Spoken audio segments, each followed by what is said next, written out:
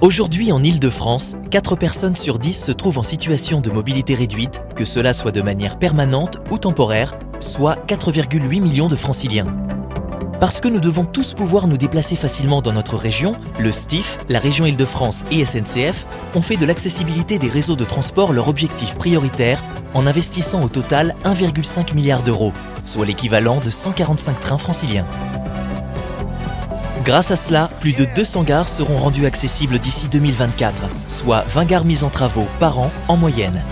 La mise en accessibilité doit permettre d'assurer un accès à tous, du parvis de la gare jusqu'au quai en passant par le bâtiment voyageur.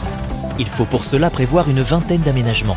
Des plans inclinés, des portes automatiques avec vitrophanie, des balises sonores pour les personnes malvoyantes, des guichets adaptés équipés de boucles magnétiques pour les personnes malentendantes et des dispositifs de guidage, une signalétique simplifiée, des contrôles automatiques de billets élargis et un éclairage renforcé partout dans la gare.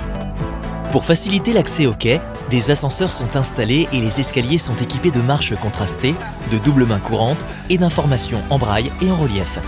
Enfin, les quais sont dotés de bandes d'éveil de vigilance et totalement ou partiellement rehaussés pour être mis au niveau des trains et en faciliter l'accès.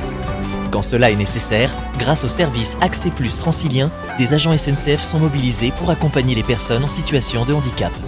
La durée totale du chantier oscille en moyenne entre 12 et 24 mois, car les équipes SNCF garantissent une continuité de service aux 3,2 millions de voyageurs quotidiens. Les travaux nécessitent d'installer le chantier sur les domaines publics et ferroviaires. Pour limiter les impacts sur les déplacements quotidiens des franciliens, ils sont principalement réalisés de nuit, le week-end ou en période creuse. Pour réaliser ces travaux, les équipes du chantier